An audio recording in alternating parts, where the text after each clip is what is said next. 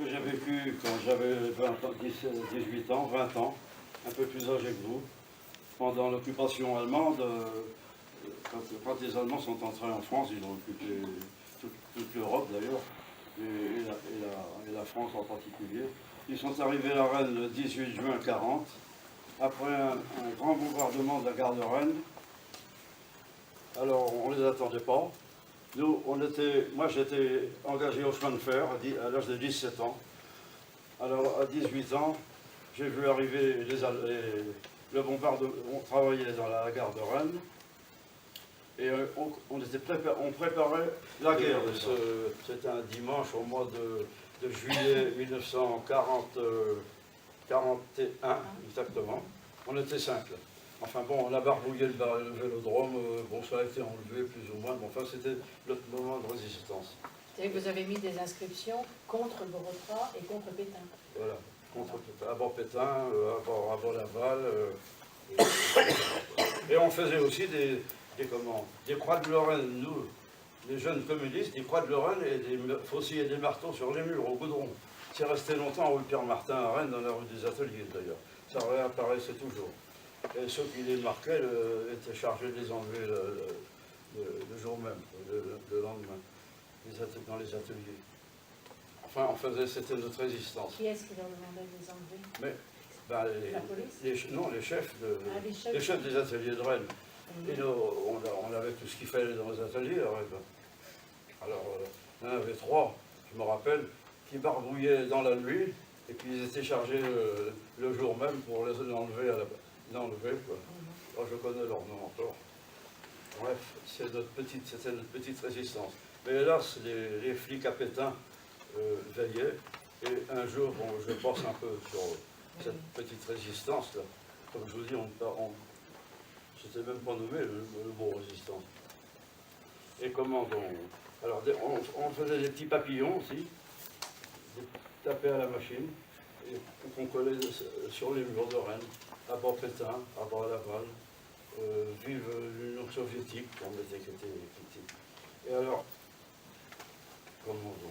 les flics à Pétain veillaient, et un jour, on était 8, et ils sont venus perquisitionner, on était 2 dans notre chambre, à Rennes, 6 rue de Châtillon. Ils sont venus nous arrêter, là, ils nous ont surpris dans la chambre, ils ont bouleversé tout, ils n'ont rien trouvé. Et ils nous ont dit, faut venir c'était Morellon qui s'appelait, un flic qui était venu du nord de la France pour lutter contre ces résistants que nous étions. On nous emmène à la préfecture de police pour témoigner, pour interrogatoire et témoignage. Alors, ça a duré 8 jours. On faisait l'aller-retour de la préfecture de Rennes à la rue Saint-Hélier. La rue Saint-Hélier, il y avait la prison militaire de Saint-Hélier. On a été enfermés là pendant à peu près 1 mois. En 1941, c'était dans les commencements de la guerre, comme vous voyez, on a été jugé au Parlement de Bretagne, tous les 8. C'était le palais de justice. Le palais de justice. C'est le palais de justice. C'est pour ça que le procès se passait là. Oui. Comment donc? On a été jugés, et des juges en grande tenue, habillés comme la cour d'assises. Ils n'ont pas eu honte de nous condamner, les jeunes gens comme nous, de 20 ans, on était 8, à des peines de prison.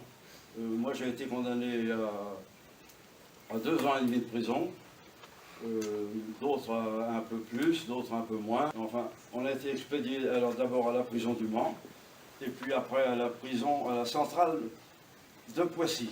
C'était une centrale terrible, une centrale où il y avait des travaux forcés de camp. J'ai fait mes 2 ans et demi de prison dans cette centrale. Il ne faut pas oublier que les prisons françaises à l'époque, c'était une réserve d'otages. Et de temps en temps, et plusieurs fois même, j'ai la liste là, des fusillés, ils venaient prendre des otages parmi nous. Alors on voyait des jeunes de 20 ans partir, j'aime mieux vous dire que ça revenait un peu, hein. On ne mangeait pas grand-chose. C'était des minutieux les Allemands, dans l'horreur et dans tout. Dans mon dossier, c'était marqué tentative d'évasion à la centrale de Malin, vous vous rendez compte? Oui. Et c'est là que tu avais le... Et alors, un jour, dans ce commando-là, de russe, j'ai été appelé Voilà. Et on m'a foutu ça sur le...